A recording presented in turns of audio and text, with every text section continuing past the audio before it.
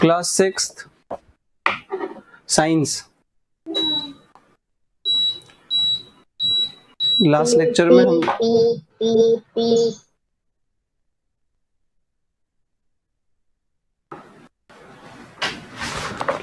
हम लोगों ने G section short answer type questions में 3rd तक देख चुके हैं हम लोग। अब 4, 5, 6, 7 और 1, 2, 3, 4 हमें और करना है। ठीक है, तो आज की रिकॉर्डिंग में आपके लिए 8 क्वेश्चन के आंसर्स मिलेंगे। ठीक है ना। जिन बच्चों ने अभी ज्वाइन किया है उनके लिए रिपीट कर देता हूँ कि हम यही कर रहे हैं।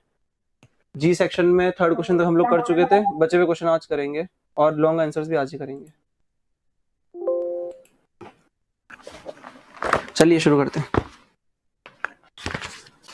4th question, how do pairs of muscles help in movement.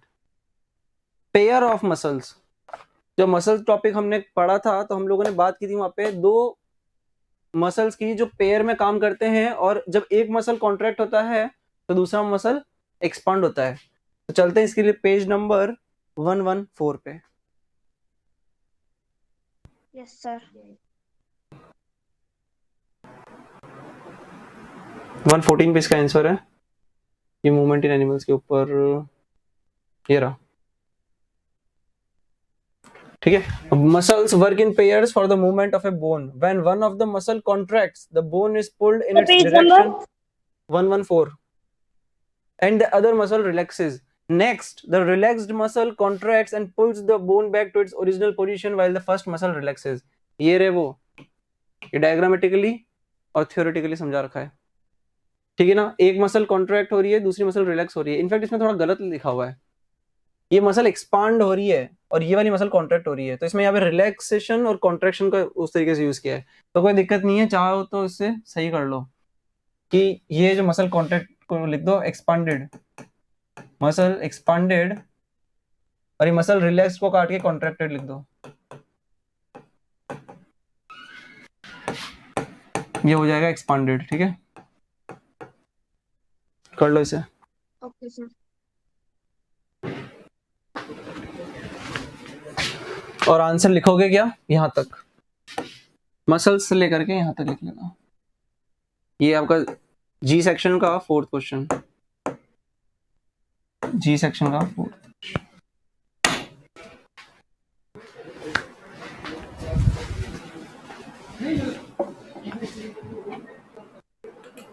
कर लिया मार्क? Yes sir. ऐसे कर लिया मार्क।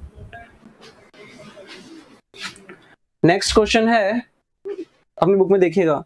5th क्वेश्चन है, what are the functions of skeletal system. What are the functions of a skeletal system. Skeletal system में चलिए भाई 112 sir page number 112 पे मिलेगा ये। हाँ 112 पे मिलेगा, बिल्कुल ठीक बात है। 112 ये रहा, ये लिखे हुए हैं फंक्शंस ऑफ स्केलेटल सिस्टम। इसे कर लो मार्क। सर सारे लिख दे। सारे लिख दो क्या? हाँ सारे लिख लो। जी सेक्शन का 5th क्वेश्चन। Okay sir. तो सिर्फ फॉर्मेलिटी के लिए या फिर कॉपी पेस्ट मत करो, इसको लिख लिख के याद करो कि ऐसे ऐसे फंक्शंस होते हैं स्केलेटल सिस्टम के, इस तरीके से ना, ताकि एग्जाम की तैयारी भी हो रही है, टेस्ट की तैयारी भी हो रही है।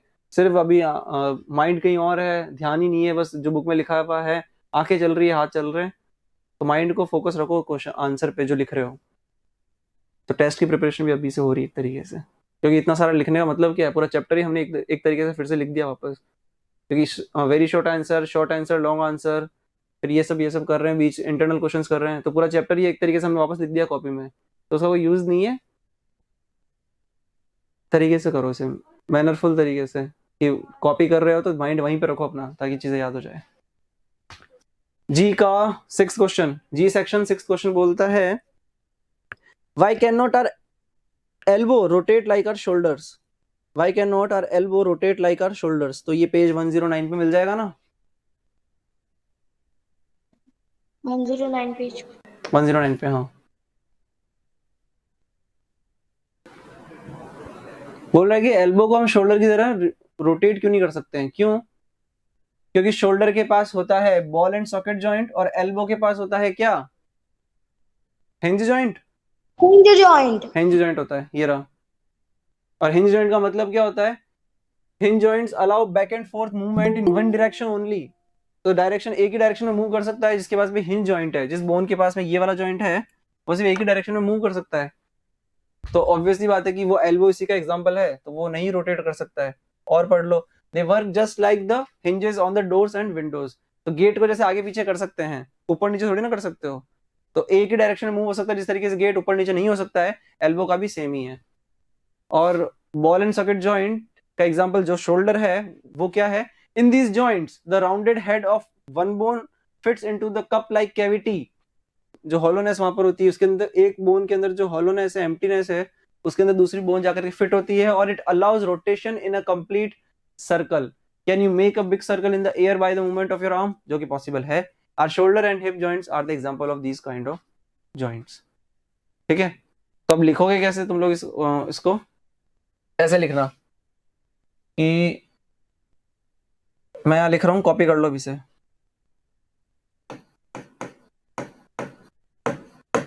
Elbow joint has ball and socket joint, sorry इसे जॉइंट हटाओ यहां से। Elbow has ball and socket joint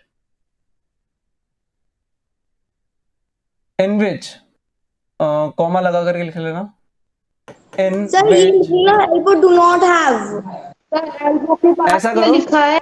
इसका आंसर मैं तुम्हें लिख करके भेज दूंगा। इसका आंसर लिख करके व्हाट्सअप कर दूंगा, तो वहां कॉपी कर लेना। अभी इतना कॉम्प्लिकेटेड सा हो जाएगा फिर। ये समझ में तो आ गया ना? ये सब हाँ, समझ अभी लेना, लेकिन कॉपी बाद में कर लेना, मैं भेज दूंगा बाद में व्हाट्सएप पे। 7th क्वेश्चन बोलता है कि what is meant by exoskeleton and endoskeleton, give one example each of animals possessing the same. ये आया था पेज नंबर, नीचे आया था ये, मेरे ख्याल से 112 पे है ये। 118 पर है ये। एंडोस्केलेटन गलत बता रहे हो, यहाँ है, यहाँ स्केलेटल सिस्टम में यहाँ दे रखा पेज 112 पे। सर ये वर्ड मीनिंग्स में है, the type of exoskeleton, the type of skeleton which is on the example they outer रखे हैं वहां पे, साइड। ठीक है, जो भी है कर लो इसे। Some living organisms have a skeleton on the outside of their body and it is called exoskeleton. और endoskeleton जिनकी पूरा skeleton बॉडी के अंदर प्रेजेंट होता है।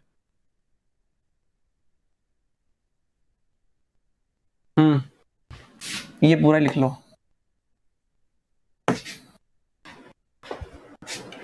एग्जांपल्स एक क्या, बहुत सारे एग्जांपल दे दिए, ठीक है ना? ये शॉर्ट आंसर्स कंप्लीट हुए यहाँ पे, जिसमें से एक पेंडिंग है 6th क्वेश्चन, वो मैं आपको आज ही भेजूंगा। चले लॉन्ग आंसर्स में। Yes sir. Long answer type questions. पहला क्वेश्चन पूछ रहा है what are the special features of birds which help them to fly. चलो बर्ड सेक्शन में पेज 11 112 116 या 117 होगा, ध्यान से 117। Locomotion in birds. A bird shows many types of movements like flying, walking, hopping, etc. तो ये बहुत सारा समझा रखा है बर्ड्स में, लेकिन पूछा क्या है हमसे? Special features of birds which help them to fly. तो उसके स्केलेटन पार्ट में और मस्कुलर पार्ट में जितनी भी स्पेशलिटीज है, वो सारी चीजें फीचर्स हमें लिखने हैं। तो 4 limbs have been modified to form wings। हाँ, यहाँ से लिखो, birds 4 limbs have been modified to form wings. The feet have claws which help them to perch on trees. The body is well suited for flying. Its bones are hollow and light. तो उड़ते time ज्यादा भारी चीज अगर लेकर के उड़ेगा कोई लिविंग एंटिटी, तो ऑब्वियसली बात है इतनी कंफर्टेबल फ्लाइंग नहीं होगी उसकी। दिख नहीं रहा क्या पूछ रहे हो? Its shoulder bones are very strong. Chest bones are joined to strong muscles as they are used for flapping of wings. Lungs have air sacs and body curved features. Tail also have feathers. हाँ, ये पूरा हो जाएगा आपका। ये सब bird flying के बारे में डिस्कशन हो रहा है। ये भी लिख लेना चाहो तो। The shape of the body of the bird is such that it can cut through air easily. बहुत है। सर पूरा पैराग्राफ लिखना है क्या? पूरा पैराग्राफ लिखना है क्या? ये तुमने अच्छा पूछा, एक मिनट रुको। The feet have claws which help them perch on trees. हाँ लिख लो। क्योंकि बर्ड्स के बारे में एक ही क्वेश्चन है पूरे चैप्टर में, वो इसमें आ भी जाएगा।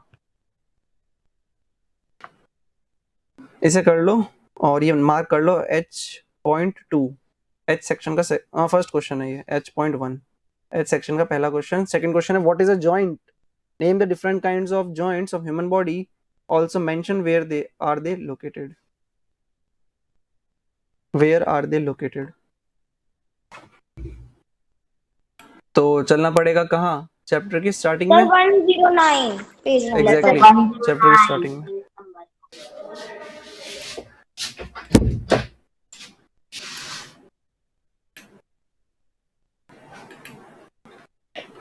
सर हम पेज नंबर 109 पे जाएंगे। पेज नंबर 109 पे जाएंगे, चलो चलते हैं।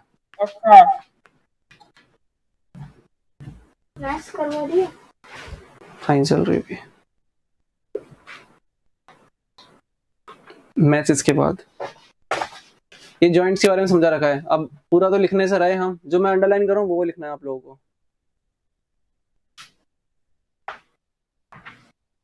पहले जॉइंट की डेफिनेशन लिख लेना कि द प्लेस वेयर टू और more bone connect is called a joint.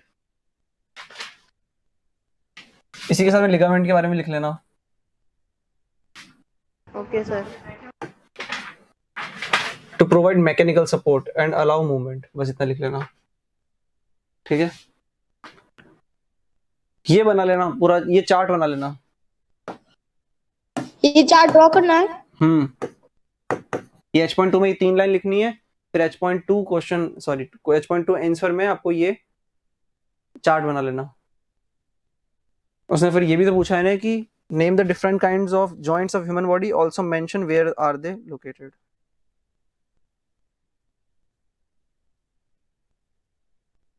H.2, ठीक है।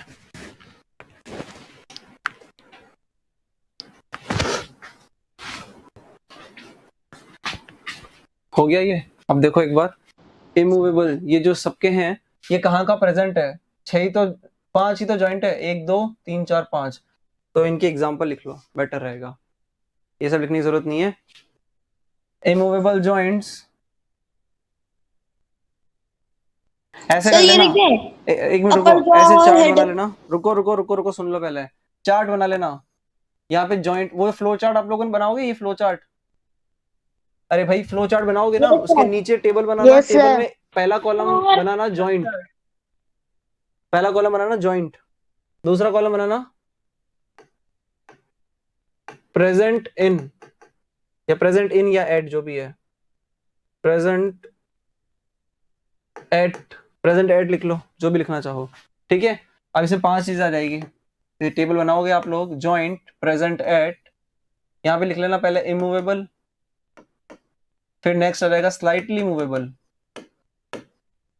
और फिर थर्ड आएगा पाइवोट। सर ये आप लिख के देख सकते हो, मतलब इतना भी दिमाग में चलता है हमारा कि हमको इसमें डायरेक्टली लिख दो, immovable joint present at head upper jaw. लिखना चाहो तो लिख सकते हो, कोई दिक्कत नहीं है, पर ये ज्यादा सूटेबल रहेगा, इसमें मेहनत कम लगेगी, वो प्रेजेंटेशन भी ये ज्यादा अच्छी है। तो अपर जो, इसमें यहाँ जहाँ प्रेजेंट है वो लिख देना, यहाँ जहाँ प्रेजेंट है लिख देना। और किसी को आंसर अभी भी समझ ना आया तो मुझे व्हाट्सअप कर देना, तो मैं फिर आंसर लिख करके भेज दूंगा, ठीक है। ठीक है। Yes sir. H.3 explain the locomotion in cockroach, page 117, ठीक है। कॉकरोच ये आपका फेवरेट टॉपिक आ गया सर, 116 पर है, देख लेते हैं कहाँ आंसर मिलेगा हमें। ये रहा लोकोमोशन इन कॉकरोच, देख लीजिए। Cockroaches have a thick hard outer covering और एन एक्सोस्केलेटन। तो ये कॉकरोच के बारे में नहीं पूछा है, उसके मूवमेंट या फिर लोकोमोशन के बारे में बात कर रहा है, वो किस तरीके से उसका मूवमेंट होता है, तो वो डिस्क्रिप्शन देना है यहाँ पे, ना कि कॉकरोच कैसा होता है या कौन सा स्केलेटन होता है उसके पास, ये नहीं पूछा उसने। तो ये करो underline, cockroaches have 3 pairs of legs and 2 pairs of wings. A cockroach keeps only 3 legs on the ground at a given time and the other 3 legs next time. its gait is called alternating tripod gait.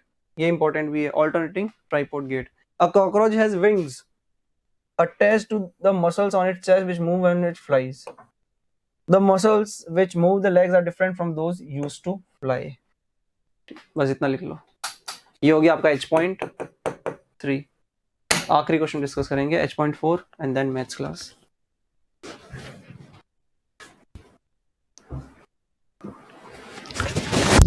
कोई cockroach का diagram बनाना चाहता है क्या? Sir अगर आप बोले रहने दो, मत बनाओ. सर ये वाला बना लेते हैं ना, the alternate tripod gait. Alternate tripod gait. तो इसमें Yes, sir. कलर यूज करना, स्केच पेन या फिर स्केच पेन कॉपी में अगर छप जाते हो तो फिर कोई कलर यूज करना, ये बनाना चाहो तो. ठीक है, सर बना सकते हैं. बना सकते हैं, क्यों नहीं बना सकते हैं. Fourth question, how do muscles control the movement of our arm. Arm के बारे में बात की है. और देखो ध्यान से देखो, अगर हम थोड़ा समझे इसको, ऊपर उसने पूछा था एक क्वेश्चन में, G.4 में उसने यही पूछा था कि मसल्स कैसे काम करते हैं मूवमेंट में, और यहाँ पूछ रहा है कि आर्म के मूवमेंट में कैसे काम करते हैं. अब आर्म हो या फिर कोई सा भी पार्ट हो बॉडी का, मसल्स हर जगह कॉन्ट्रैक्शन और एक्सपांशन वाले कंसेप्ट से काम करते हैं. तो इसका आंसर G.4 सेम है. G.4 और H.4 का आंसर सेम है. सेम आंसर लिखना है. तो सर दोनों ही लिखने हैं. चाहो तो फोर्थ क्वेश्चन कट कर दो, लेकिन लिखना चाहो तो लिख लेना.